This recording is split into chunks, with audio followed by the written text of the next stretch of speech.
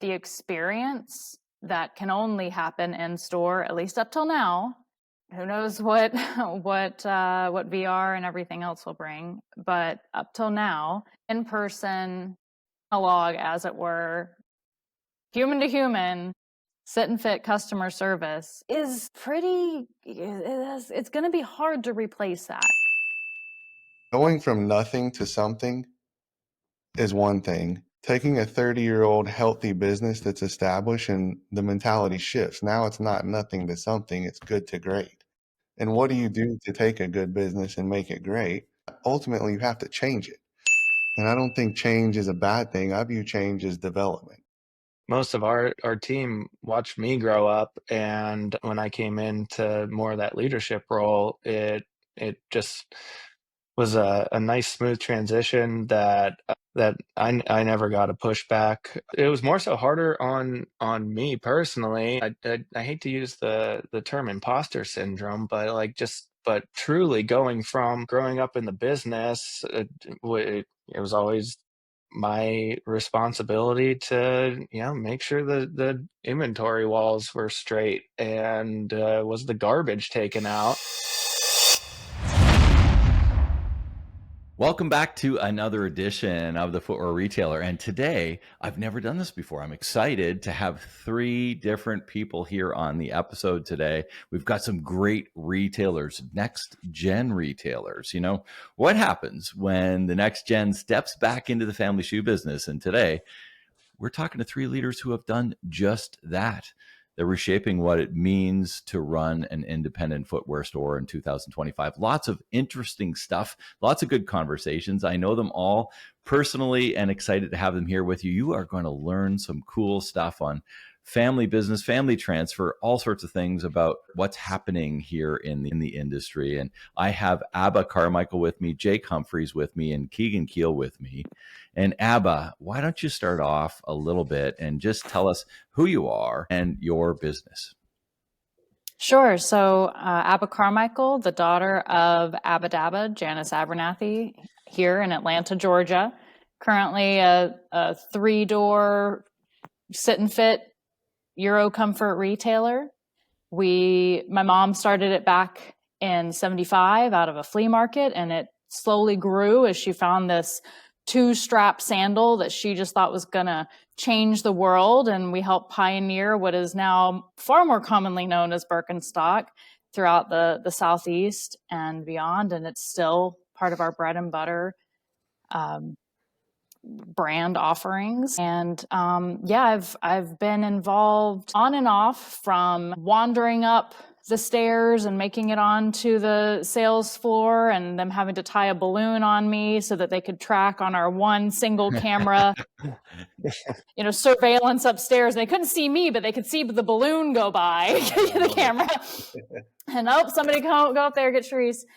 So I've been involved since then, through many years of leaving the industry and going off and living a lot of other lives, to feeling the need and urge and desire and honor, frankly, to come back in and attempt to be a part of the family's business again in a different way, hopefully more integrated. I love it. And we'll dig into that as well as we go through introductions. We'll dig more into that. It's a great story. Keegan, why don't you give us a little bit about yourself, about your business? So I'm coming from K&D Shoes. We're pretty close to Abba's family, but about 20-30 minutes east of Atlanta, kind of in the suburbs. Like her mother, my grandparents started our business. My grandfather at the time was probably 2 decades into being a wholesale rep and had enjoyed a very successful career there. Ended up selling a lot of samples from the prior seasons out of the garage at the house. When this occurred and kind of caused a big shift in our family, he was working for Kenneth Cole's father, who had about 5 different lines at the time. And he had heard that he was selling some samples in the garage and got a phone call one day and thought he was going to be in trouble for it. When in fact, he said, I want you to take all the samples from all 5 of the lines and see if you can help us, we'll help you. It'll be a good mutual thing. So now grandma's got the garage full of samples and they're all size 7s, and she's trying to find everybody in our area that's a cute lady that wears a size 7. And that kind of grew into a first location that was a rental.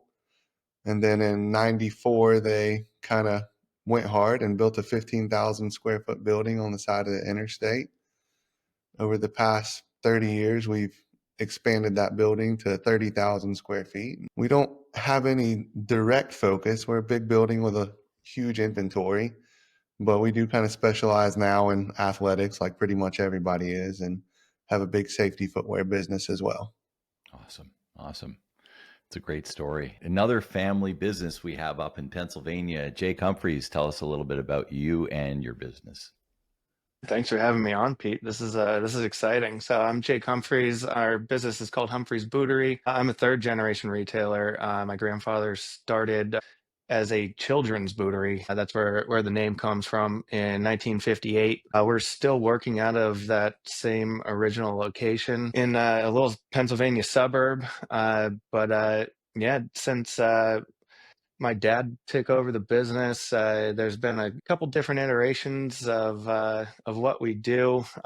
He transitioned really, into Euro comfort, like Abba was talking about. Birkenstock is obviously a huge part of our business, and right around the turn of the millennium, he found this little brand called UGG that transformed the business for our family, and really was become the UGG destination of Northeast Pennsylvania and a little beyond.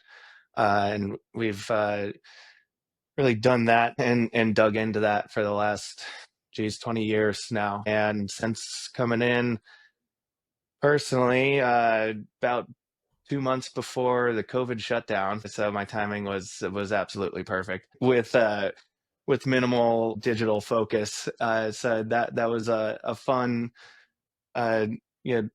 fun puzzle when I first really joined the business in a real way, other than stock boy duties in high school and through college. It's again, we're going through another pivot, and we almost missed that athletic boom, but we've just gotten in the game a little bit late, but we're here, and that's my focus on the future here. So I know that's just my story. before we hopped on the call here today, you were mentioning you got your first order of Hoka in and you're ready to roll with some stuff. So things are changing. And I think that's one of the things with next gen is that where are you seeing the future? There's a different lens on things, right? And whether it's the adoption of a point of sale system, because we've been through some of that too with some of the next gen program. And for those of you that are listening that are unfamiliar with the NSRA's next gen program, all three of our guests here today are in the NSRA Next Gens program,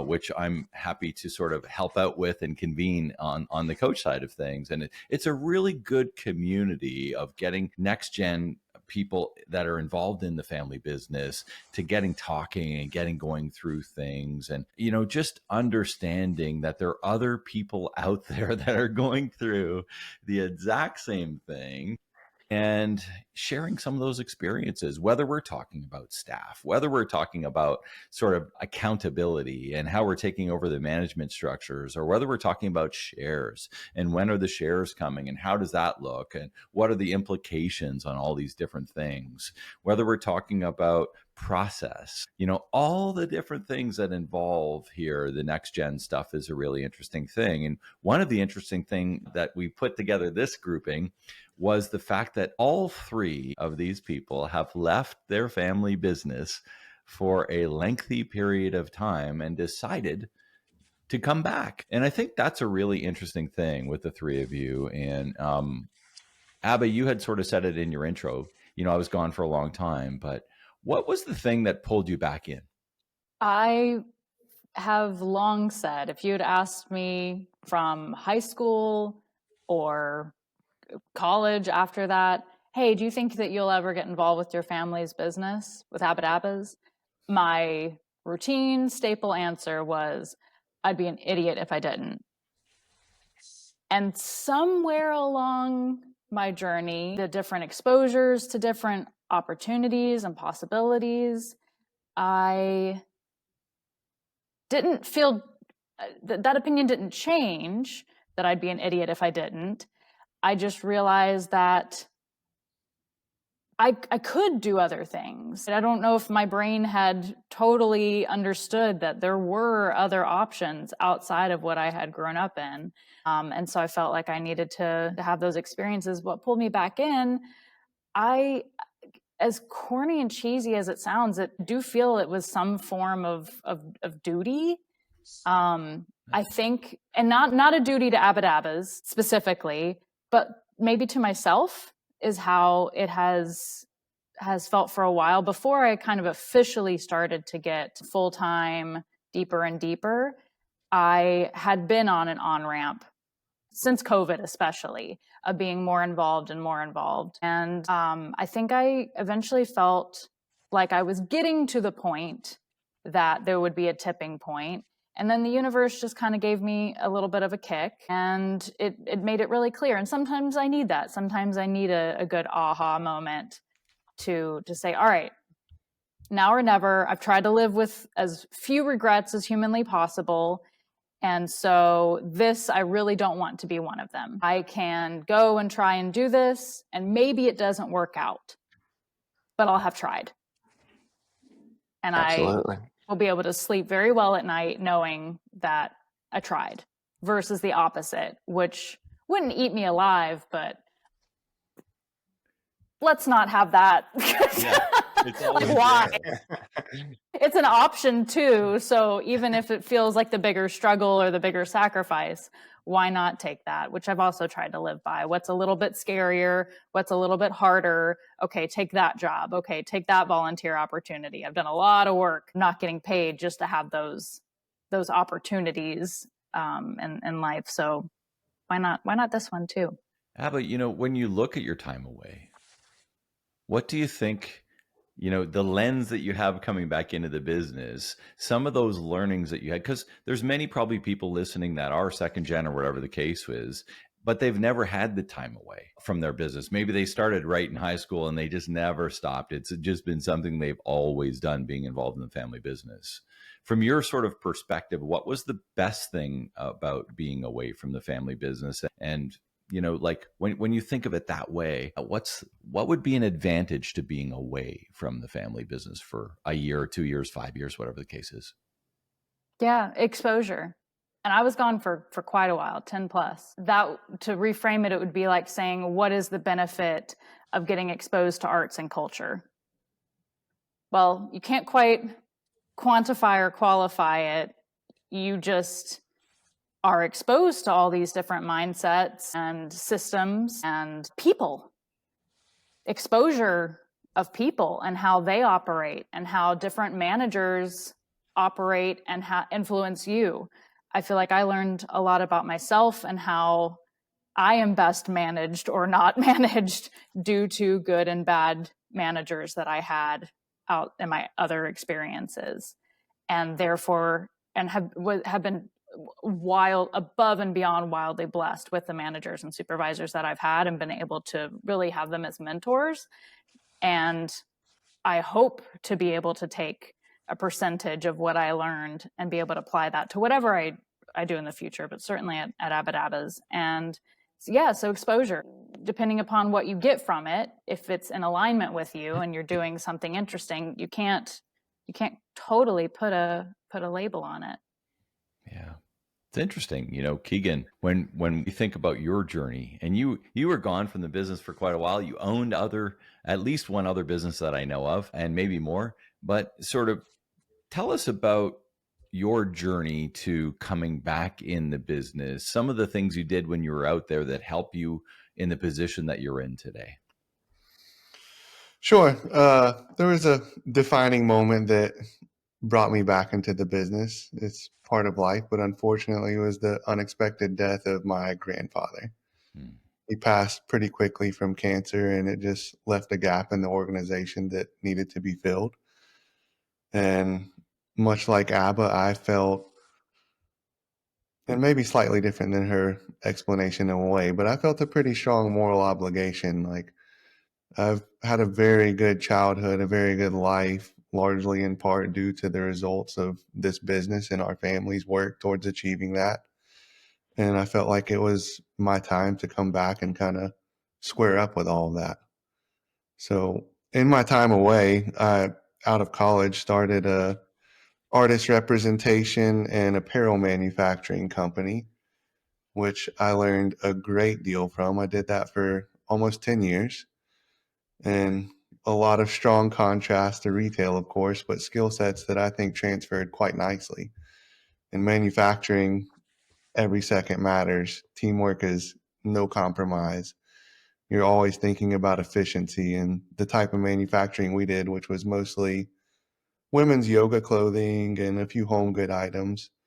But every single person in the business had to touch in one way or another that item before it got a shipping label put on it and headed out the door to the customer. So I think I really learned a very important skill set in that, is just how to build a strong team and like what is the importance of culture in a company. I think if you don't have that, you don't have a map. Like, where is this car going? No culture, no plan.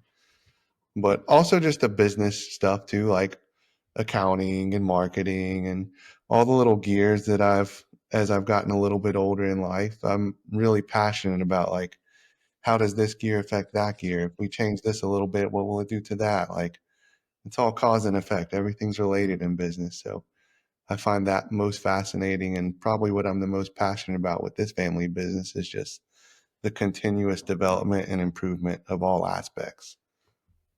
I love it. And, when we think and talk about next gen, let's just assume that there is somewhere between 20 and 25 years between gens in most cases. And the lens that the next gen has compared to the lens that the what we call now gen has is often different on what those levers are, or gears, as you put it, Keegan. And there's so much conversation around that sort of stuff as part of taking over the accountabilities in the business, not even the share side of things, but the accountabilities in the business. And, so many different things. When you came back and you say, I've learned all this stuff and all of these, these kind of different things from my previous business. And you had mentioned, the cultural shifts and stuff like that. Give us one or two things that you got a little bit of pushback on when you said, I think we should really start doing something like this. And how did that go? And how did you work through it? And that kind of stuff. Well, just to comment on this for a second, I think the big difference in my prior experience with my previous business and this is, like, it's a very, very different mentality of trying to start something, which I started that business out of a garage and ended up with a several thousand square foot manufacturing facility and tons of equipment, whatever. But going from nothing to something is one thing. Taking a 30-year-old healthy business that's established, and the mentality shifts. Now it's not nothing to something, it's good to great. And what do you do to take a good business and make it great? Ultimately, you have to change it. And I don't think change is a bad thing. I view change as development. And I came in young, energetic.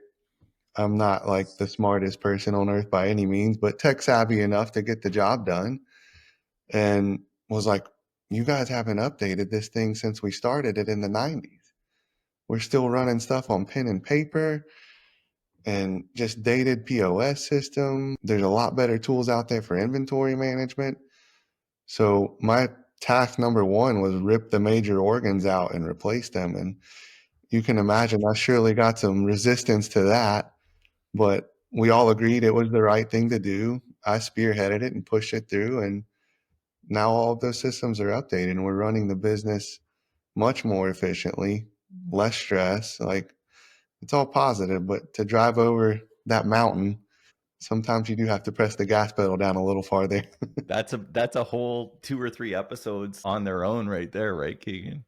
For sure. I love it. I love it. They'd probably be long Go ones down a too. rabbit hole. Yeah. Jake, tell us your journey. How long were you away? What did you do? And why'd you come back? Yeah, so I have a little different story where my dad took over this our business when it was in a different phase, we'll say.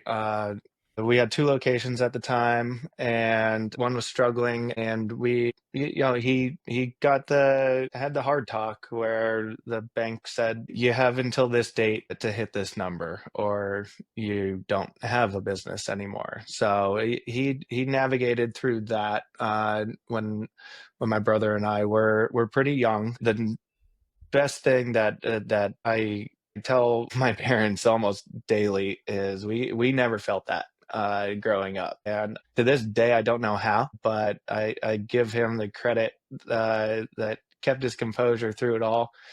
So growing up into high school, I was always told, "Hey, you could do anything you want as long as it's not retail."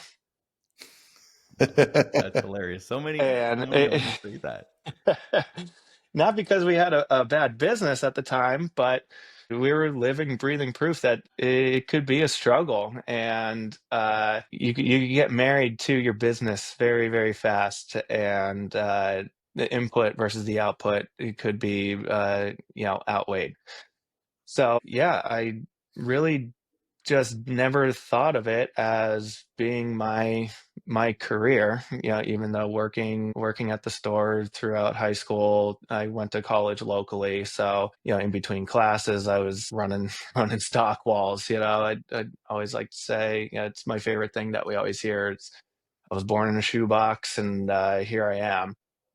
But yeah, I got my degree in accounting, and just graduated college, got a position in public accounting in Baltimore, Maryland, and decided, hey, what the heck, let's try somewhere new, and did that for a couple years, and just found out it wasn't for me. The sitting behind the desk and punching the clock just didn't do it for me. So I decided to leave that field, and I was very passionate at the time in the fitness industry. So I worked as a CrossFit coach for about 5 years. Towards the end of that stint, I started helping out dad because unfortunately we lost some staff due to illness, and it was something I knew. I was close, and that's kind of pulled me back in a moment that I was almost lost because I found out pretty quickly that the fitness industry wasn't for me either financially, because it even even how much I've seen my family work, I didn't see an end goal there. So yeah, I came back in to Humphreys Bootery, and that ended up being, like I said before, right before the COVID shutdown. So that's right about when I gave it the 100%. Let's do this, and I have to give COVID its thanks, because it transformed our business. It brought the local customer back wanting to shop local, and I still hear it to this day. And it made me find my passion of what I think what I was put here to do, because every conversation I have in this industry, it comes up, and yeah, I can't see it a different way now, looking back at it. But yeah, that time I spent away, it more so taught me what I didn't want to do, what I didn't like, and thankfully, it made me find what I am passionate about again. And even though I wear a lot of hats in our business right now, I truly I love it, and couldn't see it going a different way at this point. Awesome. I think, wearing different multiple hats, that's an interesting thing, but there's so many different things when we come back into the family business. Lots of different ideas around people and authority and all the different pieces. Where do I plug in? How do I work? And flipping back to you, Abba, what did you find sort of the most challenging thing when you kind of came back into the business on a personal level, or maybe even on a team level, or maybe a parent to kid level, whatever level sort of most resonates with you at this point in time? What do you think were some of the 1, 2, or 3 most challenging things that you were like, I never really expected this, but it was the reality? I think I'm in it on a day-to-day still, which is proving my worth to everyone. The team, who is incredible, who has put blood, sweat, and tears into the business for many years while I was away. I am trying to earn a seat at the table and wanting to show that I might be the daughter of the owners and founder, but I deeply care about this because of that upbringing. I have institutional knowledge and namesake, and I care. I do genuinely care deeply. And I love the business. I love the overarching mission, which is helping people. That is the through line to most of the work that I did outside of coming back, is different versions of helping people or educating people. And this is very much that. This is education of body health through the feet, and then how that then ripples all the way up potentially. And I have a long way to go to consider myself truly knowledgeable about it, but I am able to help people already, even at the knowledge point that I'm at, in part thanks to that institutional knowledge, and in part thanks to ongoing training. But yeah, earning the seat at the table is something that, and putting in the sweat equity is something that I'm trying very much to do. And I hope that I'm succeeding. It's sometimes hard to tell because you have your good weeks and your bad weeks because we're all human. And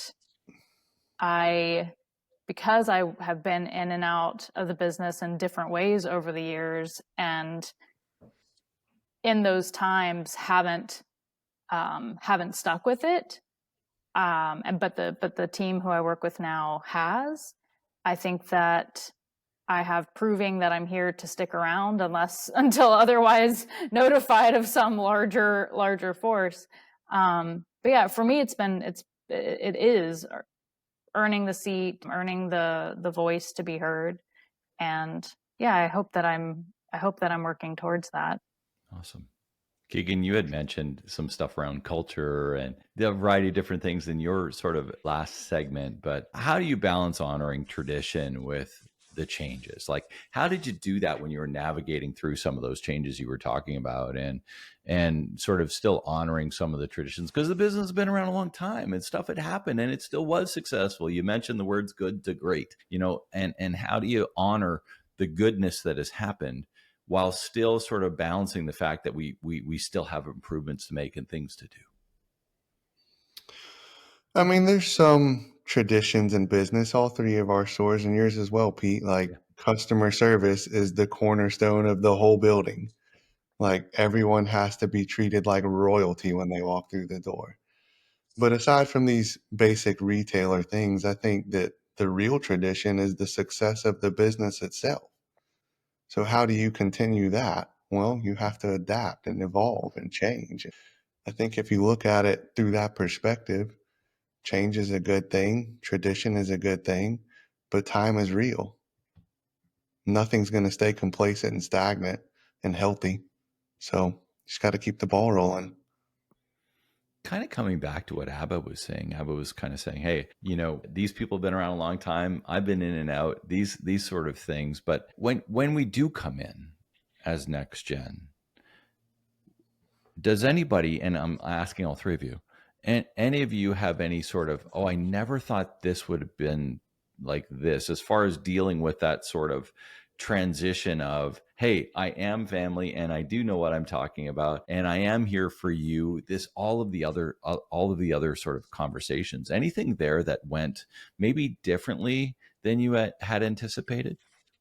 Honestly, mine was quite smooth. So it could be just because of our small footprint, and being our single door operation, at really 2,000 square feet, that we never carried a huge staff, and I've always considered most of our team members more so family members.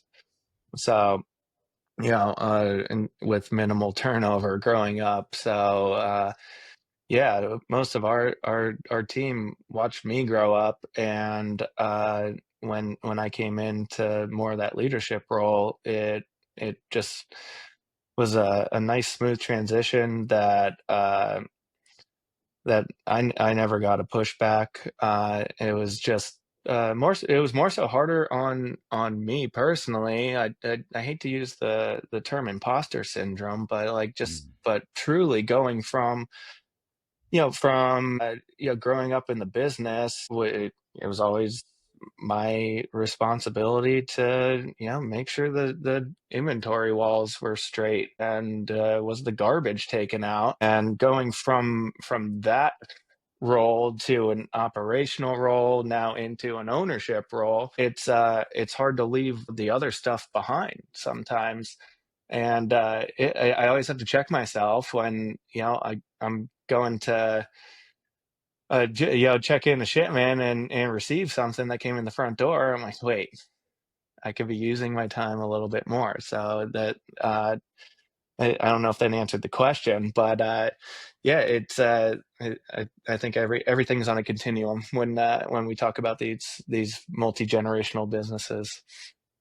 Obviously, one of the things for all three of you that I think is unique for coming back in is that in order to make this kind of life change, you had to see a positive future for independent retailers, a positive future for footwear retail in particular. And from that side of things, what do you see down the road? And how do you see things from your lens on how you can sort of advance the future in your own particular brand? Abba, why don't you start off with Abba Dabbas and kind of go through a little bit of vision. You don't have to give us all the detail, but a little bit of vision on sort of that 5-year, 10-year, or 20-year vision of where do you see your journey from a leadership perspective and your brand being 10 years from now, let's say. Yeah, I think we have to focus, Keegan mentioned it, of what all these businesses come down to, but customer service. The experience that can only happen in store, at least up till now. Who knows what VR and everything else will bring, but up till now, in person, analog as it were, human to human, sit and fit customer service is it's going to be hard to replace that, even as our tech capabilities get more and more detailed. Because of our nature, like COVID was hard because we got ripped away from one another. The disease, the illness was awful, but it was the isolation that either helped people see different sides of themselves or crushed people, depending upon where you are on the extrovert introvert spectrum. Human to human is vital, and so I think the more that we double and triple down on humanizing business, we've had decades now in our capitalistic structure of dehumanizing people and dehumanizing business. And in all these conversations, we forget, and maybe to the question also of what's the most kind of surprising thing is realizing that like the business is one thing, but the humans are everything in it. And we talk a lot on the Next Gen, like HR and just the human back and forth is what most of our time gets spent around, or some people's time more than others. And it's because if there is human to human tension or bad customer service experience, that defines the entire business. So in whatever ways we can double and triple down on humanizing ourselves, humanizing the business, and providing excellent customer service, I think it will set us in a better place for weathering the who knows what storms could be coming. As optimistic as I am, and frankly have to be, otherwise let's run now. Absolutely. From yesterday, the positive human side, which is what I think many gravitate towards, has to not just cancel out the fear sides of going into business and the fear sides of either not having as big of a business online or not one at all, but the fear of making sure that we're doing the best that we can, that we're hitting whatever benchmarks we need to. And I don't think that we're going to get higher than those benchmarks unless we give that personalization. Can I add on to that? Yeah, please do. Because I had a couple words written down, and experience was one, Abba, and empathy is the other one in our business. And just to piggyback on what you were saying of the true need for human to human contact, and for the people that truly do look for it and want it and strive to find it, yeah, it's only one thing to get them in the door. Then it's our job to actually listen what they have to say, and what did they come into this little shoe store, in my case, to find. And it's like, yeah, I want to give them the best experience as humanly possible, and also not just make it seem like a transactional relationship. So, ask the follow-up question. Let me hear about the details of your vacation that you're going on, that you're looking for this sandal for. And that's where I see it in the next 5, 10, however many years you want to call it. That's never going to go away, where we're always going to need to have the communication skills to help the people, and the products might look different, but the experience and the process in how we do it, I think, is just how we will set ourselves apart from the rest of it, whatever you want to call it, bigger business that's going as digital as possible. Independent footwear, I think, is just a really interesting. Independent retail, I mean, this is the thing, the connections, the human connections, those things really bring a stronger business and a healthier future for those. Not everybody wants it, but for those that do, they don't want to do it the other way. They want that connection, and that's it. And then they will travel for that. It's a really interesting thing. Keegan, your grandmother and grandfather started from the garage. You started your business from the garage. They've grown this whole thing in the business that you run now in 30,000 square feet and all of that sort of stuff. Where do you see your business in the next 10 or so years? Not to be repetitive, but very much focusing on everything that Abba and Jake have described. I think that is the only reason why we're here. For all of our stores, we don't sell a single product that you can't buy online. So why is somebody going to get off their couch or whatever they're doing and come to us to buy this when it takes more time? They have to get in the car and drive. What's the point? It's everything they just said. So I don't think that's going to go out of style anytime soon. The only trend I think that stays in retail is service and selection. So as long as we can keep those cornerstones activated, I'm not scared of the future in the slightest. And are you excited about any of the new things that are coming in the pipeline these days? Any new technologies, any new things that are seemingly exciting, and you're like, oh, we got to look into that one? Well, AI, of course, is the hot topic. There's, as you all know, of course, a lot of mundane tasks in retail. And I think I have about one dream a week of how much longer am I going to actually have to fill in all these shoes? A couple times a month, multiple days of spreadsheets. I'm like, this is going to happen. And I'm eager for that to happen for sure. And just streamlining the processes beyond what you can do without AI, I think is very exciting. Abba, if you had one thing that you could say, now that you're back in the business doing what you're doing, if there's somebody else there that is in the family business and they're starting to contemplate, maybe I want to actually be an owner, or if they're listening to this podcast not currently in the family business and they're thinking, maybe I want to come back to the family business and be an owner, what would one piece of advice be from you, from your perspective, on what they should be thinking about that they might not already be? I think knowing yourself as best as you can is very helpful. Knowing what your own pitfalls are and where your comfort zone is and isn't is very helpful. And you might not know that. That's very much to previous mention of experience. That's its own journey. I'd like to think that I don't know myself completely yet. That would be nice.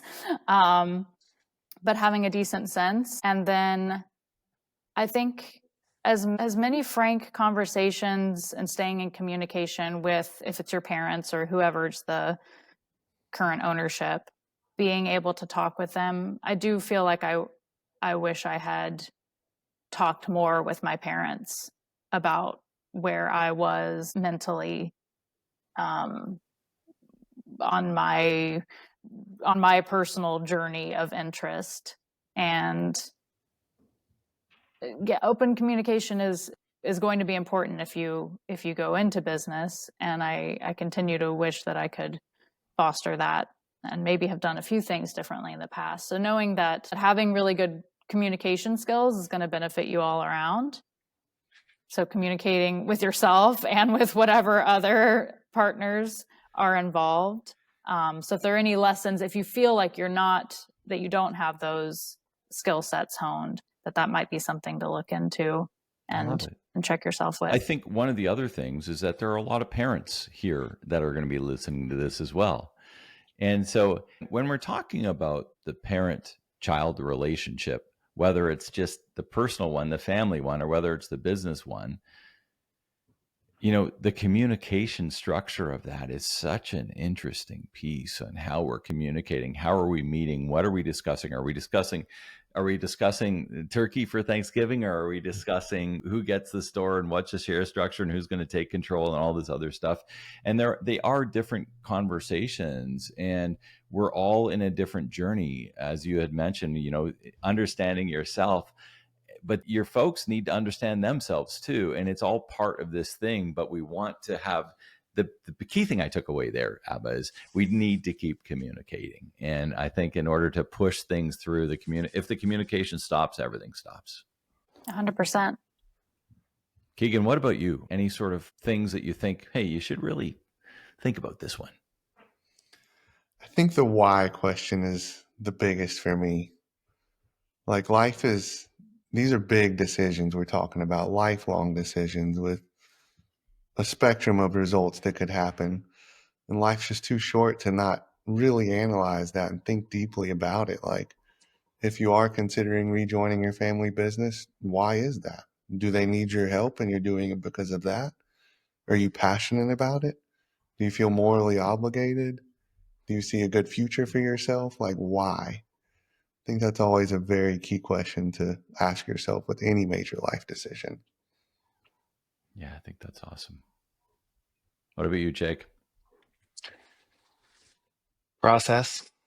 That a big one for me. As much as I agree with Keegan and Abba, those are communication and your why is what's going to keep you going. But to bring it into a little more functional spot is in what I'm personally going through a little bit is where are the processes? Is there a handbook? Is there a way to figure it out, or are they all in the or as we term it in Next Gen, are in the now gen's head? And how can we get those out? And where can we go? And what processes are we going to keep, and what are we going to build upon, and what do we want to change altogether? So truly that comes down to communication and caring. So, it all comes together. But yeah, if you're thinking about coming into it, you need to know, at least have a plan of where to go. So that's a big conversation. It's not always an easy one to have, or a short one, but yeah, start as quickly as possible, and don't stop having the conversations. That's my advice, because even after it's done, like, you still have, if you're lucky enough to have that past generation still around, always going to be a great consultant. And you already know that they've cared so deeply about what you're getting into currently, that yeah, it could just be, just a great way to keep the family cohesive, and going into the future.